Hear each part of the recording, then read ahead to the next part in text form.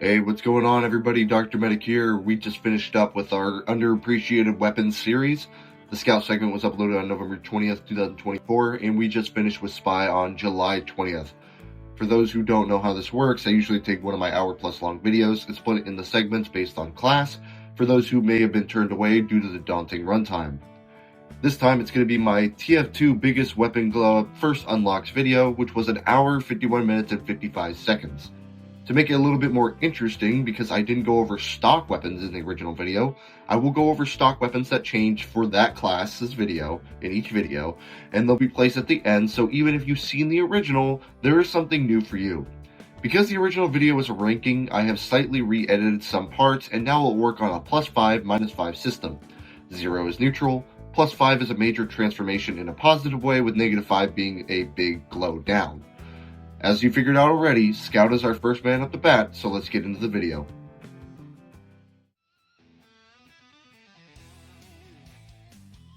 Most people probably don't even know this weapon had any changes whatsoever. Here I have the first Scout primary, which was solidified as the Skunk primary of choice from its debut, the Force of Nature. You knuckleheads ain't even worth the effort.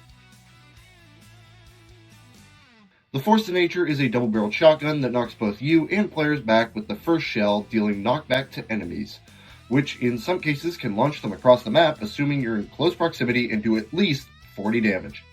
This extra knockback will allow you to perform a pseudo triple jump by aiming at a slight angle. In addition, it comes with a 50% faster firing speed, 2 extra pellets per shot, but it comes with the drawbacks of only having 2 shells. Obviously, it would be weird if a 2-barreled weapon were to hold more than 2 shots, right? Yeah. And a 10% damage penalty, which means that each pellet does less damage, but if you land all 12, opposed to the default 10, you'll deal a max of 113. Then there's the hidden downside of discarding 2 shells, regardless if you fired both or just 1 barrel. It will remove 2 from reserve. I kind of talked about that earlier. The modern Force of Nature, for all intents and purposes, is more memey, less effective scattergun that launches people out of your effective range, unless there's a proper wall directly behind them. Despite this doesn't stop it from being my second favorite scattergun behind the shortstop. Don't king shame me. It is a very fun weapon to use. It can be really effective as it does very high burst damage, there's no denying that, but it didn't always work the way it does now, and that's what we're about to go over. First, the firing speed, 50%, 20% pellets per shot, and the 66% ammo penalty. It's the exact same as it is today. Well, actually it was listed at 60% as a 60% clip size penalty, but this was just visual, it's still held to. No more than cool trivia. Other than these 2 stats, everything else works slightly differently. First, the knockback. Yes, the knockback wasn't always like it is today. When the weapon first dropped, both shots used to deal knockback to enemies. This may not sound too different because in modern day, the knockback from the shotgun is likely to push them out of range. But the original Force of Nature had a far more muted knockback, akin to like air blast. This made it possible to juggle enemies in the air, stun locking them with their only way of escaping being hoping that you either beef your shot, or that they can hide behind something while you're reloading, since it took a full minute to reload this thing. On top of this, the knockback didn't have a damage requirement nor a range requirement like it does now, so it could mess with people at greater distances and with less damage. Something a bit more neutral is that regardless if you were to aim the Force of Nature at the ground or whatever, it would always send you in a fixed path rather than the direction you use it. This made it easier for newer players, but it could possibly screw over a scout if they weren't careful using it, especially in the middle of a firefight. Now it's a little bit more predictable, so it's harder to use, it's harder to get the jump right, but you can actually jump a little bit higher and it's just more under your control. There was actually one downside compared to today, and that's the Force of Nature used to have a 20% damage penalty instead of a 10% damage penalty. So the max damage was 101 instead of 113. Despite this, a good player was far more dangerous with the Force of Nature then than they are now, as like I said, it stun locked enemies, it didn't push them out of effective range, so it was a lot easier to kind of just 2-tap them. Sure, a bad player may actually get more use out of the current Force of Nature, assuming they could hit the first shot and not the second, though if you spent any time with the Force of Nature, the original one will be far more of an actual threat, rather than a lime green Scout's wet dream. Still, solid weapon overall, like I said, second favorite scattergun of all time, but it was a bit of a Glowdown. It's a secondary I rarely ever see people run legitimately in actual loadouts, but when they do, they're either gods or they absolutely suck because they went on YouTube and found a video on how to type give all into an achievement engineer server. I'm talking about the Bonk Atomic Punch. Eat my dust, Bonk! Bonk is a classic added all the way back in the Scout update of 2009, which was trying to give scouts a way to distract enemies and pass by sentry nests. We know this isn't always successful. We've all seen the Bonk Scout get pinned into a corner, but that is the main design principle. It can also act as a get out of jail free card as long as you break the line of sight in order to drink it. It does have to finish the animation. I've been caught out a few times trying to use it that way. Bonk puts you into a third person point of view with this little trail and this air warping effect around your body. The drink has an 8-second duration, and while under the effects you are completely invulnerable, with anybody hitting you having this little mist particle effect appear. To balance it out, you cannot shoot during this time, and depending on the damage taken, you'll be slowed down. 0% if you take no damage, 25% if you take any damage whatsoever, as long as it's under 200, and if you absorb more than 200 damage, you are slowed down by 50% for 5 full seconds once the timer has expired. All these effects are tied to a technically 30-second timer, but because it begins to recharge while you're under the effects, it's effectively 22 seconds. The Bonk is a very underutilized weapon, at least by competent players. I have seen Bonk scouts wreak havoc on servers because they know how to maneuver using Bonk and are just really good at flanking, even when they do it right in front of you. Plus, as I already said, if a Bonk scout manages to break the line of sight, you can consume the beverage and just take off with 8 seconds of invulnerability at normal speed. It's hard to do anything against someone who knows what they're doing, but that is precisely the problem. Most scouts who use this item rarely are very good at using it, so it seems a lot worse than it is in all honesty. And plus, I mean, you could try to track them down, and a lot of times scouts don't know where they're going or whatever, so they just end up getting killed, and they're easy pickings. It's also considered worse than it really is due to the unnecessary nerf it got a few years back. For a long time, Bonk lacked any drawback for actually taking damage during its effects. I will say I understand the change, but it wasn't completely necessary in the slightest, especially in a casual setting. The original Bonk was pretty much identical to today in terms of function. No shooting while under the effects, full invulnerability, the little swooshing, whatever, you get it. It pretty much works the exact same. But there are two differences that made the Bonk better now than it was in 2009. First, the duration. Bonk used to only last 6 seconds rather than the modern day 8. You now get an additional 2 seconds of full invulnerability. Another downside is one that a lot of people are unaware of, but Bonk originally had a drawback for consuming it. Yeah, originally your run speed would be cut in half, actually I think it's like 55-56% or so, for a full 6 seconds to match the original duration. Afterwards, regardless of how much damage you took, just consuming it will give you this drawback. It would always cut your movement speed in half, about half. It also lacked recharge altogether, requiring to resupply locker in order to get a fresh one. What benefits were there to the old one? Well, none, that's it. It didn't last as long, 2 seconds shorter. The slowdown effect was applied regardless of damage taken, and it didn't recharge naturally. As I said, the slowdown was also slightly heftier, lasting 1 second longer and being a little bit worse. I mean, 50% versus 56%, not a big deal, but it's there. The Bonk was not a bad weapon, maybe subpar compared to the original 2009 Force Nature and Sandman, but it wasn't bad. It wouldn't be atrocious today. It wouldn't be as good as it is now, in my opinion, even though a lot of people think the Bonk sucks, but it wouldn't be terrible. It still had a significant glow up, in my opinion. Alright gamers, you want to take a guess on what the biggest fall from grace in the history of TF2 was? You know it, I know it, your 80-year-old grandmother's full of teeth and Alzheimer's knows it. It's the Sandman. Play ball! Oh, that's a skull fracture for sure.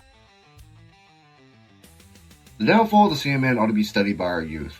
Even if you don't know the day one stats, if you've been playing since before Jungle Inferno 2017, you know that this thing was a little bit busted. And if you say otherwise, you either weren't playing at the time, or you're just lying to yourself. This weapon likely causes nightmares for the old-timers who played this game when the Scout update was first released. Speaking of the Scout update, the Sandman was part of the first round of weapons added in that update on February 24th, 2009. Otherwise, it wouldn't have been in this video. I guess that makes sense. The current stats for the Sandman are as follows. Alt Fire will allow you to launch a baseball at 3,000 hammer units per second that will deal 15 damage or 23 if you hit a long-range moonshot. Raise your hand. How many of you even remember that was a stat? I forgot until I started typing this script. It's such a weird addition, and I know it's replacing a older ability. The moonshot used to have more of an actual purpose, but 8 extra damage is the best you can come up with? It's stupid. You could put your hands down now, by the way. The ball can be picked up after firing if you track it down or waited 10 seconds for it to recharge. Then there is the main function of the ball being that it slows enemies down to 225 hammer units. Doesn't matter the class, 225 hammer units, which sucks because 1, Heavy for example moves at 230 hammer units, so it does pretty much nothing for the fat dude. Soldier moves at 240, so it isn't much better. Scouts, medics, and spies are affected a bit more, and I guess the other 4 classes as well. But even then, they can just mash strafe to pretty much nullify the slowdown downside because of Source Spaghetti. This works on most slowdown effects, like the Natasha as well. It's pathetic.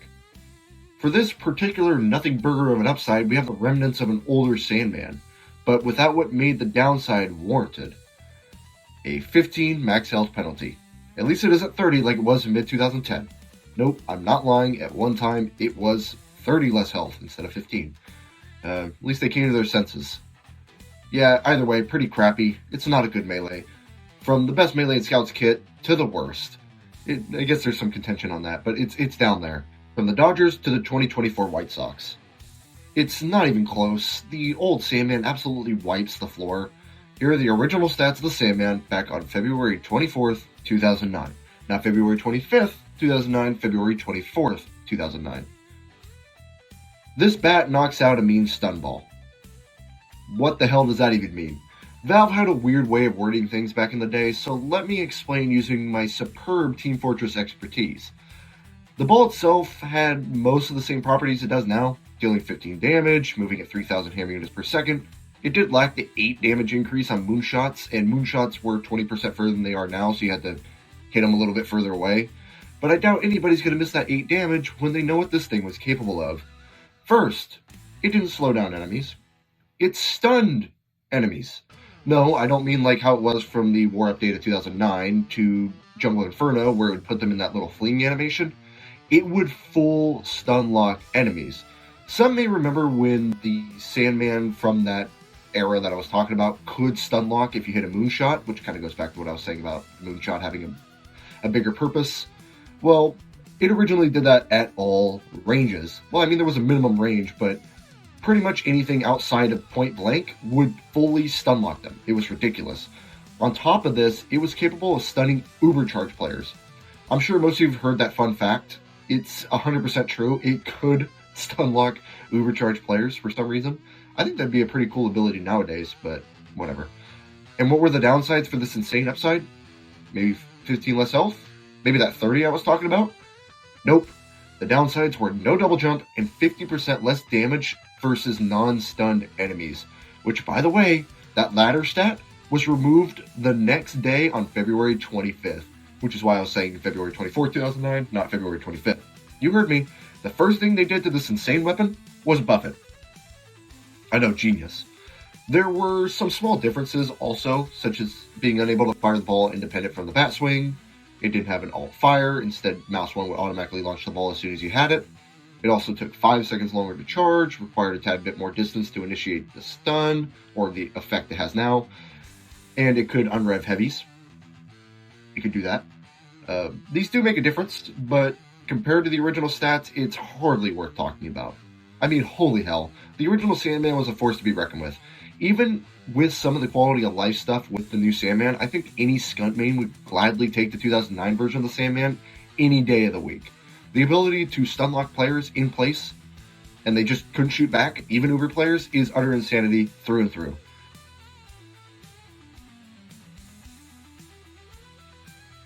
Now we'll discuss any stock weapons that may have gone through any significant changes, and for Scout we only have one, that being the good old-fashioned pistol. You're like a car crash in slow motion. It's like I'm watching you fly through a windshield. All reliable. The pistol is as basic as it comes. I don't really think I need to go too in-depth about how it works, but we'll run through the basics just like we have every other weapon. It has a 12-round magazine with 36 in reserve for Scout, 200 for Engineer, 15 base damage up to 22 with ramp up. It has a wide spread and it fires about 6 to 7 rounds per second. It has a 0.15 second attack interval to be exact, and it reloads in 1 1/500 of a second for Scout specifically. That's the general gist of it. So what has changed about our favorite 9mm, and has it had a glow up? The answer is, mostly yeah. A lot of you have likely heard at some point, and you definitely knew this if you played on the PS3 and Xbox 360 version of TF2, since it wouldn't be changed until 2009, and those versions of the game haven't been updated since 2008. The only change to the pistol was changing it so it now had a fixed fire rate.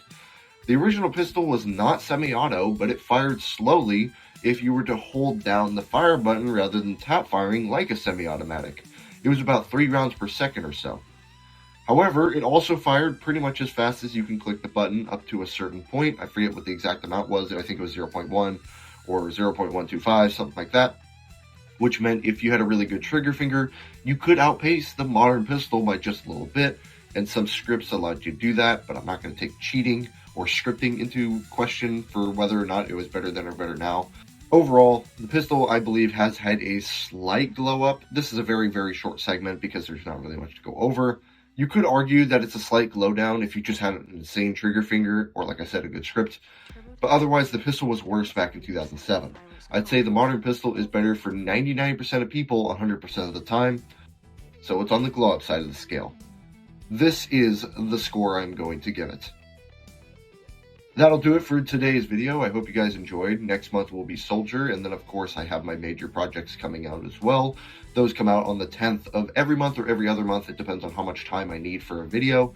And then usually on the 20th of every month, I will release a recycled, rehash video. That's what I call them, where basically it's just like this.